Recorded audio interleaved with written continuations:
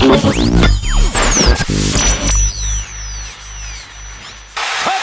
Pittsburgh! Touchdown, Washington!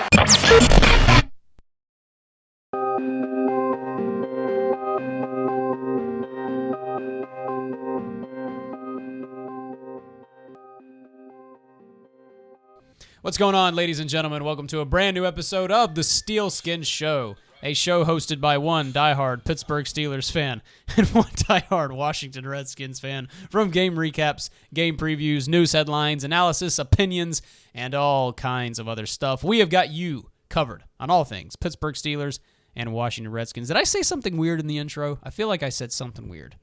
I don't think so. Some video just popped up. Yeah, that computer. There's a well above 75% chance I think dies just right in the middle. It's to the point now where you can charge it, and then 5 minutes later, nice thing is dead. My name is Patrick, and I am the voice of the Pittsburgh Steelers here on the Steelskin Show.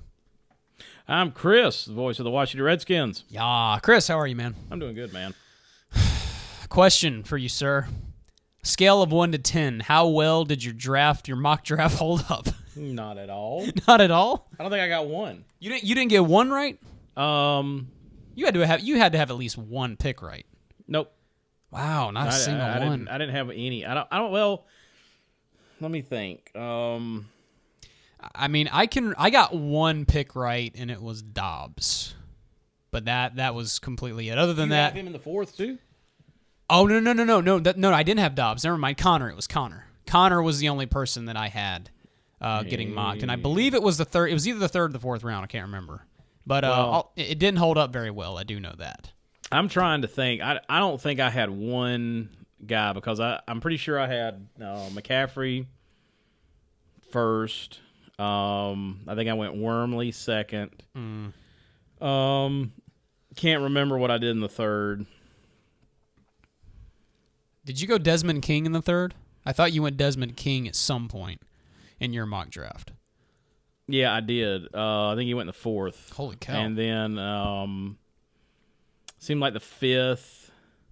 I know I got Ben Boulware in the seventh. I took Boulware, which, by the way, he didn't even get drafted. He was an undrafted free agent. I think the Panthers, of all teams, took him. Yeah, which, now we have to pull against him. I tell you what, Carolina, you better not throw that guy on the practice squad or cut him too quick. You need to play around with that guy. Yeah, he's worth a pick. He'll make you happy. Well, guys, we are very excited to be here today. The NFL draft took place exactly 1 week ago, and a week later we are here to do our big draft recap show. Chris, before we get started with our, obviously, show about Steelers and Redskins, but as the draft as a whole, what did you think about it? I thought it was one of the most unpredictable drafts that I have seen in a long time. We talked in the run-up to the draft. I was talking about the Redskins, and really the only way the Redskins could end up with, at the time, I was really going hard on Reuben Foster. Mm-hmm. But I thought the only way the Redskins could end up with that sort of scenario was if all three running backs, I mean, if all three quarterbacks went in the top 10 or so, and if there was a run on something else. Yeah. Well, the run ended up being on receivers. Yeah. Nobody saw three receivers going off in the top 10. No. And I don't think anybody thought all three quarterbacks would be gone by pick 12. Yeah. No, that wasn't going to happen. A lot of trades, and that was consistently throughout the draft, not just the first round. Yeah. I just thought the entire draft just trading up, trading down. Of course, the Patriots did their traditional not pick until the sixth round type of thing. Let's get out of here. And But I also have to say, obviously we're big football fans and we try to follow as much football as possible, but I feel like this was the draft that I feel like I was the most invested in out of any draft in my life. Yeah, it's been a long time since I was. I was psyched for this draft, yeah, man. I watched it. I watched day one. I watched day two. I did too. I was ready for this draft, man. I've never been this excited about a draft. I didn't go anywhere Friday night. Was home before 7 o'clock. Saturday pretty much postponed. I will say, let's see, I watched rounds 3 and 4, and then I did leave the house. I wasn't home 2 at hours. all on day 3, which I was gone mad for at. 2 hours, came back in time to catch what the Redskins did, in round 6 and 7. Right. So I missed 2 rounds, but I still had my phone. So it was all good. Yeah, it's all good. It's all good. Well, let's just get right down to it. And Chris, I guess we'll start with you today. Let's talk about the Redskins 2017 draft class. And I guess what we're going to do tonight is we're going to talk about each of our picks. I guess we'll do that whole annoying thing where we grade our draft, but we'll go round by round and just sort of talk about it. So, Chris, let's start with round 1. The Washington Redskins pick defensive tackle Jonathan Allen out of the University of Alabama. Now, This is a pick. I don't know if you were ever salty on this pick, but I remember calling you on draft night, and you weren't like unhappy, but you were kind of like you were still on the Reuben Foster train. I was, man. I was the one talking to you saying, Chris, you realize this guy was a top 3 pick, right? I'll be honest with you. It took me like 3 minutes to understand what to just really happened. understand what just happened. Because I'll be honest with you. I never in a million years thought Jonathan Allen would be anywhere close to available. Oh, no. Just like, so there's guys that I just kind of don't think that much about, like Solomon Thomas, Jonathan Allen. Didn't think anything about Myles Garrett. Yeah, because, other than enjoy watching them play. Right, because there's no way they're going to be. I just thought, but I did think there was a solid scenario where the Redskins could have a shot at Reuben Foster. Sure. And they did. I thought the way he fell, the way the combine went, then the shoulder thing went. I thought, okay, we may have a shot at this guy. Right. So I had just become so tunnel visioned, so locked in on Reuben Foster that when they picked Jonathan Allen, I just sat there for a minute. And I remember talking to you thinking, we didn't get Reuben Foster, and then I hung up and I thought, wait a minute. We just picked Jonathan Allen. You just picked the best defensive tackle in this draft. Are you kidding me? And then it just, I looked at Chet, man. I looked at my son. I was like, can you just believe what we just did? You just got Jonathan Allen. I'm going to tell you something. We have needed a Jonathan Allen talent for more than a decade. Yeah.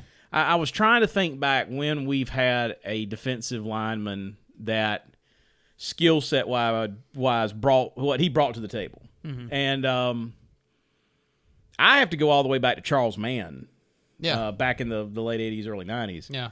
And I feel like that's something impact that you've been talking about just for well over a year now. D-line. Well, we've needed somebody that can beat the guy across from them consistently.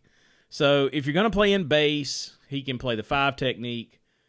When you go to your 4-man nickel set, he goes inside to a 3 technique. Either way, this guy can defeat the guy in front of him. Oh, yeah. He's a bruiser. The beautiful thing about his game is he's so powerful. He's so heavy-handed with the way when we talk about heavy hands, that means you are not. I can get my hands on you and you will do what I want you to do. Right. I can smack your hands away. I can rip. I can cut. Do whatever I want to do to you. And this is a guy that can consistently beat the guy across from him. He can set the edge in the run game, should be able to rush the passer, push the pocket, and just be a massive, massive disruptor up there. Yeah. I love his attitude. I love what he brings to the table. And A++++++. Absolutely. I mean, Absolutely. Here's the thing.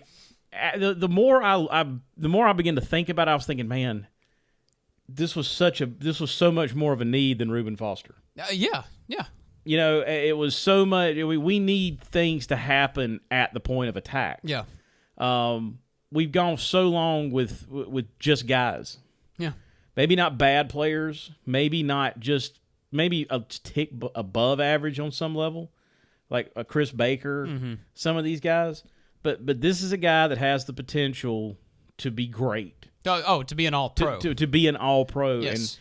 And let's be honest, you don't get that baggage that comes along with Foster. Look, I like Reuben Foster. I loved it, but yes, you don't have to worry about. You don't worry about the shoulder surgery, the diluted urine sample. There was some significant baggage. Yeah, there was a lot you were going to have to wade through, and you didn't get that with Allen. Now at 17, Reuben Foster would have been a great value. Oh, I wanted the Steelers to get him. I'm not going to lie.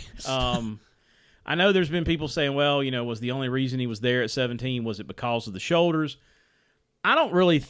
I don't really care. Yeah. This guy played all year last year. Played 15 games last year. I think the shoulder thing was just kind of something that just got drummed up. Sure. To be honest with you, But I think the way the draft went with the offensive, 8 players out of the first 12 were offensive players. Mm-hmm. And that pushed Malik Hooker down. It pushed Lattimore down. Oh, dude. Marlon Humphrey. Yes. There were top 10 and top 5 guys down there. You have no idea how excited I was. That's what I'm saying. Who thought Lattimore? Who thought Humphrey? Who thought Malik Hooker? Who thought Allen? Nobody thought those guys would be down in the teens. I thought there was a real chance we were going to snag one of them at one point. The Redskins just made a great pick. They did not mess it up. No. A top 3 talents there. Some people, there are a lot of talent evaluators who had him above Solomon Thomas. Mm-hmm. So, I don't know, but we've got a guy that hopefully and certainly by all signs will be a dominating force for the Redskins for a long time. Absolutely. All right, let's move to round number 2, pick 17, number 49 overall. The Washington Redskins selected Ryan Anderson, outside linebacker out of the University of Alabama. I got to say, Chris, I initially was mad at you guys for this pick because you passed up the likes of Derek Rivers, you passed up the likes of Jordan Willis, Carl Lawson, and I thought to myself, if you guys are going to go for a pass rusher, you can do better than this. But I personally, as I've thought about it, really like the pick. How do you feel about it? Loved it from the minute they called his name. Okay, cool. Loved it. I'm gonna think 2 words with this guy. Okay. James Harrison. Oh, this guy has the same. Yes, he did just do that. If he has half the career that James Harrison has had, this will be a steal. Okay. This guy is a monster. He does not take anything but his best, and he doesn't accept anything less than the best from his teammates. Oh, I in the attitude department and the football mentality department, A+. Absolutely. When I told Chet, because Chet had left the room, he came back in. He goes, "Who do we get in the second round?" I said, "Brian Anderson." Brian Anderson. He goes, "Dude, Alabama linebacker." I was like, "Yeah." He said, "Phenomenal." Mm-hmm. He remembered him from the Clemson game, from the national championship game. Yeah, 2 fumble recoveries. Yeah. The beautiful thing about Ryan Anderson is this: he is not the speed rusher that we all kind of thought the Redskins might want to try to get. Yeah, but he's. But I'm gonna tell you something. This guy has a arsenal of moves out on the edge. He does. Great with his hands. Actually, fantastic with his hands. Mm-hmm. Now, people say he doesn't have a lot of speed. You watch him once he bends the corner. I disagree. He closes well on the quarterback. Yes, he does. He closes well on the running back. And let me ask you this, because I already know what you're going to say. But who would you rather have, Tim Williams or Ryan Anderson? Oh, no Anderson, question. right? There's no Anderson. The Redskins need a shot in the arm like this guy's going to bring. Yeah.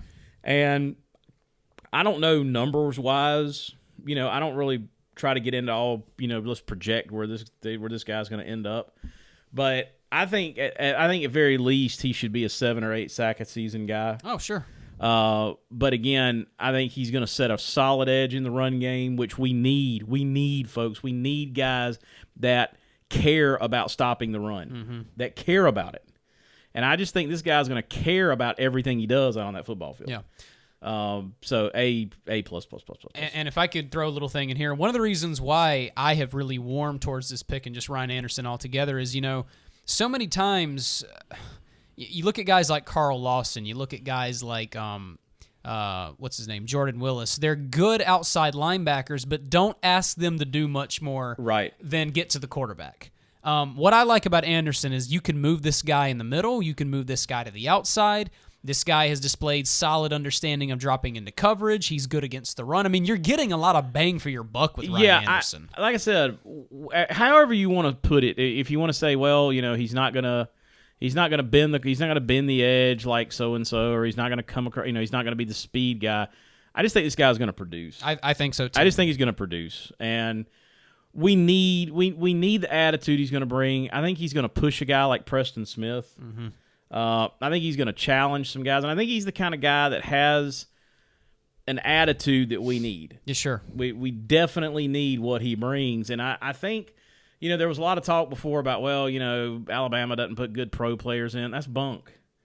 They've got 2 great safeties, Clinton Dix, Landon Collins. A couple others just walked out of my head, but I think the 2 guys that the Redskins drafted are going to be productive, solid leaders on our football field. Mm-hmm. Yeah. So, great pick. Okay, let's move to round 3, pick 17, number 81 overall. You guys selected somebody who, I'm not going to lie, was hoping I wouldn't have mind nabbing him there in round 3, but you guys did the job for us. I'm talking about Fabian Moreau, cornerback out of UCLA. So obviously, Chris, I want you to tell me what you think about this pick overall. The first question I have for you is, how shocked are you that Moreau fell to round 3? Yeah, because do you understand that at one point this guy was sort of being flirted with being a round 1 pick? Yeah. You know, and if not round 1, very early round 2, and you guys nabbed him in the 3rd round. Yeah, I thought it was a great pick. Yeah. The Redskins going into this draft, and I think you and I talked about it. You know, corner seemed like a position that was solid, but that's what I wanted to ask you about. Were you surprised that they went corner in one of the first 3 rounds? Not at all, because Bashad Breeland, is coming up on his final year of his contract. Yeah. I think he could go either way. He could be a guy that you're happy to see go, or he could be a guy that you think, well, we need to re-sign him. Yeah. Our other outside guys, the rookie Kendall Fuller, they're trying to figure out if he's going to be better inside, he's going to be better outside. And you don't really have – you got Quentin Dunbar, who's the converted wide receiver, but still not sure. I mean, I think the developmental part of his game is pretty close to done, so what's he going to look like finished product-wise? Yeah. So if anything happens to Josh Norman, if they decide to let Breeland go, it just made sense that they would get somebody, or at least bring somebody in to just see if they could develop. Yeah, sure. But to get a guy that runs a 4.3, yeah, over 6 feet tall, yep, thickly built, yes, you know, in the upper body, can play press man, can physically affect a game. Yeah. Out there. Oh, he was one of the corners on my. If you remember back when we did our prospect show, he was on my board. I liked him a lot. For him to be sitting there at 3rd again, it was just one of those picks that how can you not grab him? Yeah, I agree. I totally agree. I mean, it is another A on that one. Okay, let's move to round 4 now, Chris. I know you were liking this one. Round 4, pick number 7, number 114 overall, Samjay Pirine. Dude. Running back out of Oklahoma. I couldn't stop grinning when they made that pick. I could not. I mean, that is when they cleared round 3 and they were coming up on round 4. You know, they had missed out on Dalvin Cook in the 2nd round, and obviously McCaffrey and Fournette were off the board. So I'm sitting here thinking, okay, my next favorite runner was Mixon, but the Redskins, John Kime had already said, he's not going to be on their board. Yeah, and, so you knew Mixon wasn't going to be in there, and with the drama around you guys, Mixon. Yeah, probably was the I thought it was a smart thing to do to pass that. But so I was all in on Samjay Pirine. Chet was like, "Okay, who are we going to get?" I said, "Man, I hope it's Pirine." And so when they called his name, dude, I jumped up. I was like, "Yes!" Yep. I love the pick, and again, this isn't anything against Fat Rob, but we need depth and we need production. And during the draft, it was reported that the Redskins were shopping Matt Jones, which you knew nobody was going to take that. But I think it's time to move away from Jones, which they did last year. So if you're going to do that, then you need somebody to just throw in there and compete with Fat Rob. Yeah. And I think Pirine will be the starting running back at some point in the first half of the season. I'm not saying that he's going to come right out and grab it. Yeah, but I don't think it'll be hard for him. But I think he's faster than Fat Rob. I think he's got more burst in the open field. Mm-hmm. When you watch some of his film, man, he creates big plays by his physicality. Guys falling off of him. And then he has good acceleration after contact. That's what I kept saying about Pirine throughout this entire process. People kept saying, "Oh, he's a big, bulky, brutalizing back." Yes, he's bigger, but guys, he's got speed for a guy as big as he is. He's got some speed, and he's always going forward. He's a lot like Fat Rob in the sense that he's always going forward. Yes, not a guy that you're going to see get a lot of tackles for losses. Mm-hmm. But I couldn't be happier with that pick. I think at this point through those first 4 picks. If through these first 4 picks, the Redskins have 4 future starters.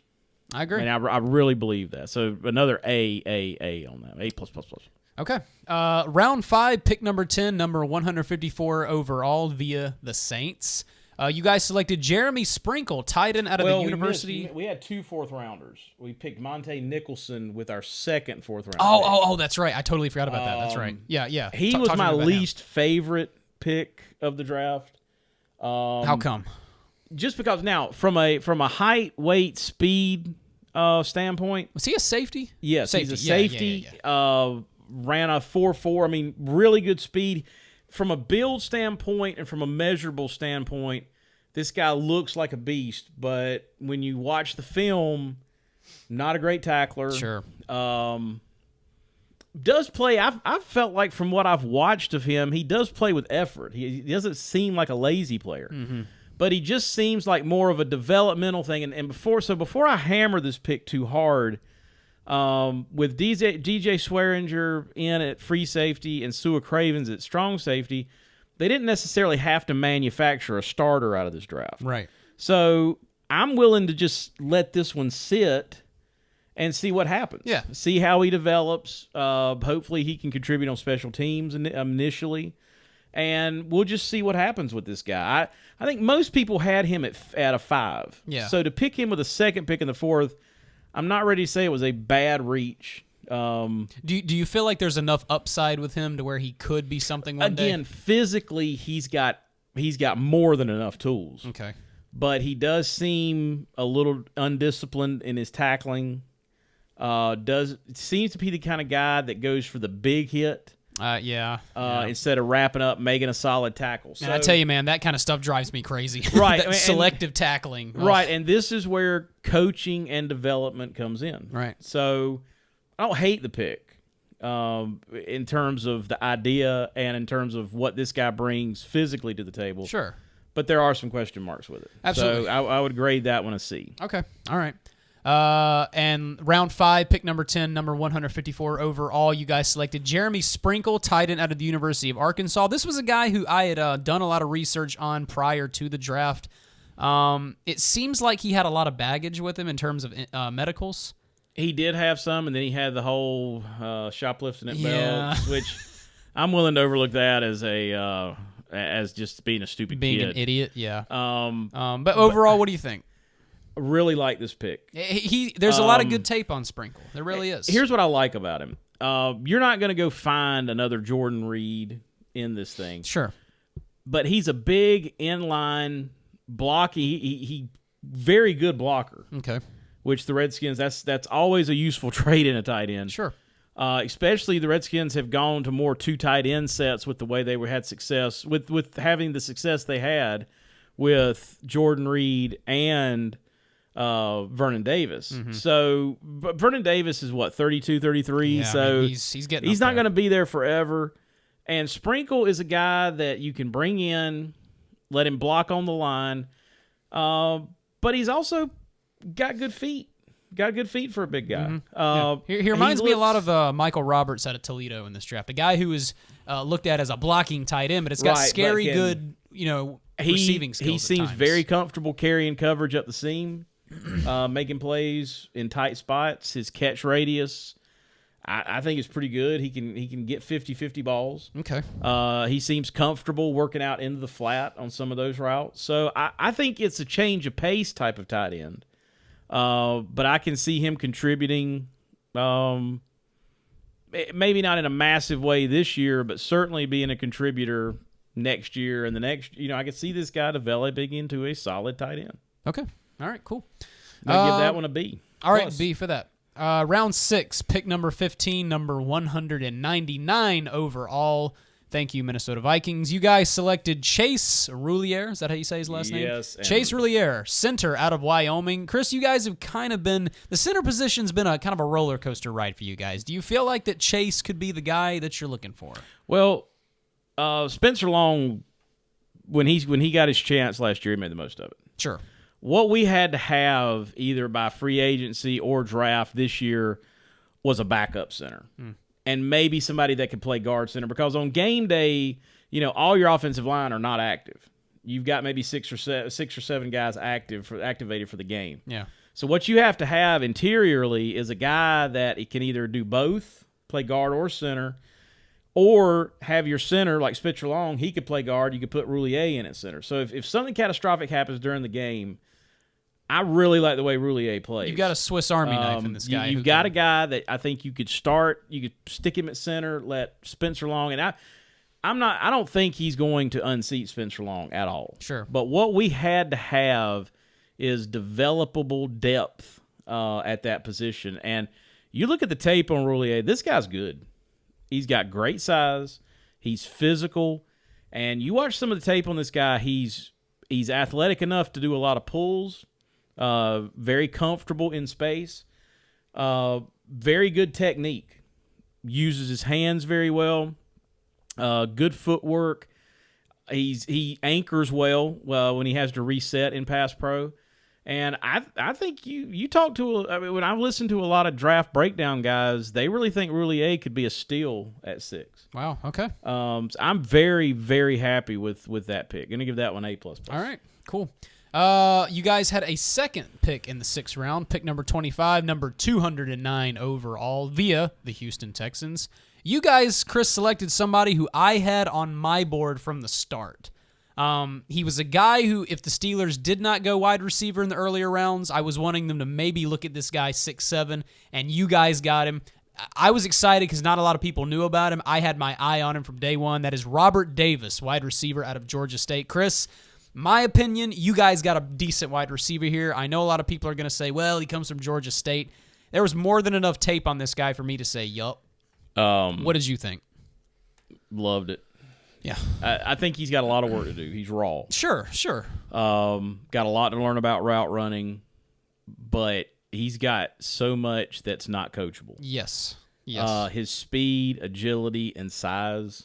What is he, 6'3", 6'2", something like and, that? Ran a 4.4. Yeah, he was fast. Low 4.4, and very agile.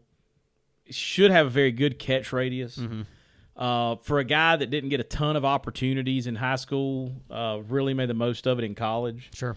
And I just think he's perfect as a development type wide receiver. Yeah. And the Redskins, the trend for the Redskins this year at wide receiver has been big, so certainly that trend continues. But the Redskins have some questions on the back end, and if the Redskins were to keep 6 receivers, I could see him being a possibly 6th receiver. making it. Yeah. Now we'll see what happens through the rookie camps and the mini camps and training camp, but I think this guy's going to get a long look. And when they asked, when Chris Cooley on his show asked Jay Gruden, give me a late round guy that you really like, he didn't even hesitate. He said Robert Davis. Mm-hmm. I think he loves the skill set. Now it's just about him learning the Redskins coaching and see where the ceiling is. Yeah. I was really excited for him. Yep. You guys, all right, moving on to the 7th and final round, pick number 12 in the 7th round, number 230 overall. You guys selected a guy who I had on my board as being one of my favorite safeties. If the Steelers were going to go safety position in the later rounds of the draft, this was a guy who I did have on my board in the later rounds. That was Josh Harvey Clemens, safety / linebacker out of Louisville. Chris, what do you think? He's a guy that was not on my radar. I liked him. I liked him. But I'm going to tell you something. He's got good film out there. He really does. He's got good film, and a lot of it is from a nickel linebacker in the box type thing. And so they asked Jay Gruden what they felt like where he slotted, where he was going to fit. He very unequivocally said nickel linebacker. Mm-hmm. So he's a very good tackler. I think, and he's not afraid of contact. He's physical. No, he's very physical. Again, I think he brings a really cool skill set. And again, I don't know if things don't work out at the nickel linebacker spot, if they would let him have a shot at strong safety. Yeah.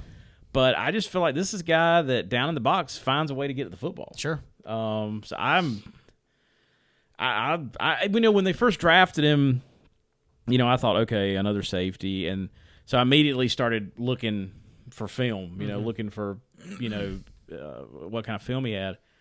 And I'm going to tell you something. This guy, He's got more than enough to make in you the like box. him. I mean, he does a nice job finding the football and finishing. Yeah, and it's a good pick because, very much like some of your earlier picks, he's a guy who's going to give you a lot of versatility. You can plug in many different situations. Again, the first thing you feel like this guy should be able to contribute on special teams. Sure. And that's really job one for some of these guys coming in if they're going to make the roster. And man, I thought it was a solid pick. Yeah, I agree. The only thing that kept him from, a lot of people felt like what kept him from being a day 2 pick were the medicals. There were some questions about his knees, but they said ability-wise and size-wise, because he's another guy, 6+, 6 feet. Oh, yeah. Good speed. He's another guy that very easily could have been a day 2 pick. Yeah, I think so. So I give that an A. All right. And you guys had 2 7th-round picks. Pick 17, the 7th round, number 235 overall. Last and final pick, Chris, Joshua Hosley, defensive back out of the University of Auburn. Got to be honest with you, don't know a lot about this guy. In fact, I don't even think he was slightly on my radar. What do you think? I think it would not shock me if by, I don't know, end of the first month of the season, he's not our starting nickel corner. Whoa, really? This guy's a fighter. Whoa. This dude is a scrapper. Oh, okay. And I'm not trying to. I know that I've probably oversold all these draft picks, but I'm gonna tell you something. Punch up Halsey, and this dude does not back down. Got good ball skills. Doesn't have a problem finding the football. Good in a short area. Does not mind being physical. Everything you want or you hope your nickel corner can do, work in tight spaces, have to find the football on slants, that type of stuff, he can do. Now, again, and that's an area that the Redskins really need. They need nickel corner. They need slot guys. Yeah. So that's why I say, if Kendall Fuller struggled there in a huge way last year, I don't think they're going to re-sign Greg Toller. I think he's out. So there's definitely an opening for this guy to take that position. Okay. All right.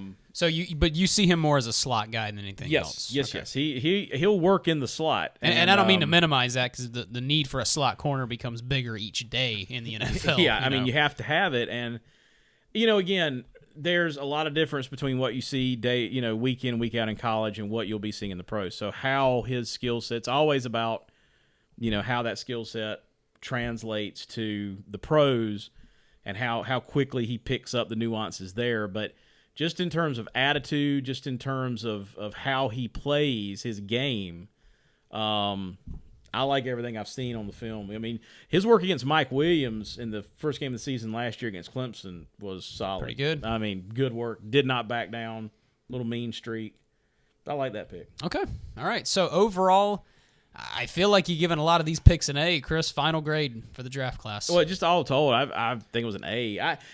This has been, in terms of just straight up, I like this draft every bit as much as I liked McLuhan's first one in 2015. Which, by the way, speaking of McLuhan, I read the report the other day that said, yep, this was his board. Well, yeah. I mean, I don't know what kind of tweaks got made, but you definitely the first 4, you could see McLuhan's fingerprints all over them.